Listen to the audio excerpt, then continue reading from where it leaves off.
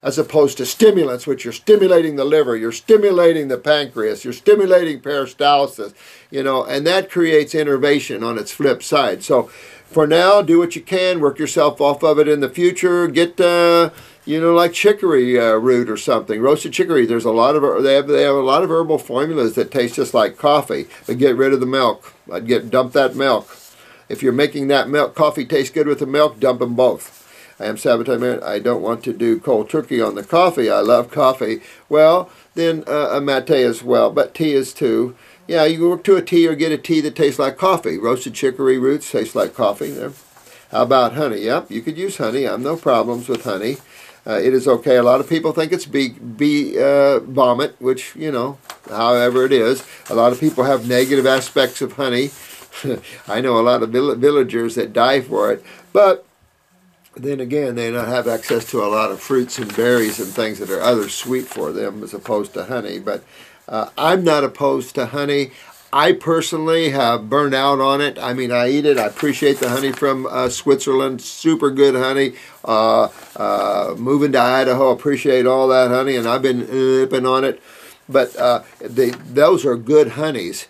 But the honeys that I grew up with in my health food stores and stuff, I literally just had too much honey in my life. You know, you can burn out on some things, and honey is one of the things that I burn out on. I don't really overly like the flavor anymore. I don't use it much. But I am dipping on your guys' honey, and it is good. I do love it. Is it okay to have sprouted Ezekiel bread on a couple of times a week? Absolutely. Although you could take Ezekiel bread and throw it against my drywall, and I'll make a hole in it. So something that hard, even though it's unleavened, something that hard is interesting to me in terms of being healthy for you. How about quinoa? You know, again, you're starting to move down into the grains and down into that sort of area of thinking. You might have a lot of fungus. If you have sulfur, you know you have a lot of fungus, sweetheart. So go after that fungus and you won't be asking about quinoa and Ezekiel breads and stuff. But a little bit of that, there's nothing wrong with a little bit of that once in a while. If you're detoxing, make that very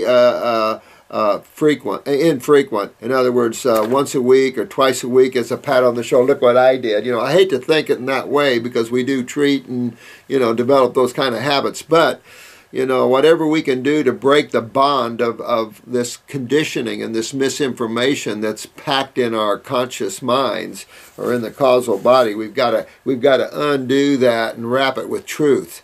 So do the best. You know, I'm not perfect either, so do the best there. But when you're detoxifying, that's when you need to shinny up and get a little better on your focus.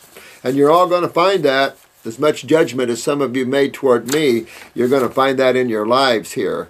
Only 1 or 2 people in the world can claim they've been all raw and nothing cooked whatsoever for 10 years, 15 years, 20 years. I did it for about 15, but I can tell you, it just, and if you become worldly, if you live in a cave, no problem.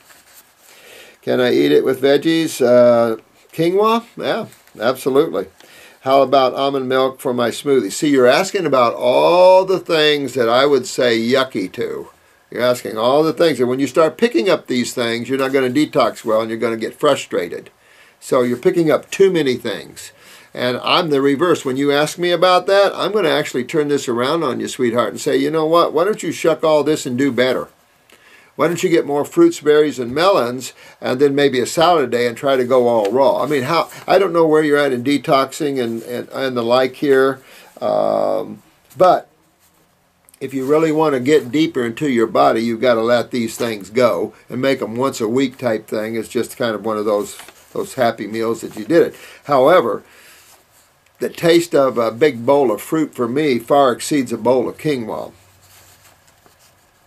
I would not get used to using almond milks or any other milks in smoothies. I would use a true smoothie to me is using a fruit juice base. Apple juice is the most commonly used. I use grape juice, but I use fruit juices as a base. I don't use coconut milks as a base. You could probably use that as a base in a smoothie. I throw coconut in my smoothie, but then but using almond milks and yogurts and stuff, people have to get away from that.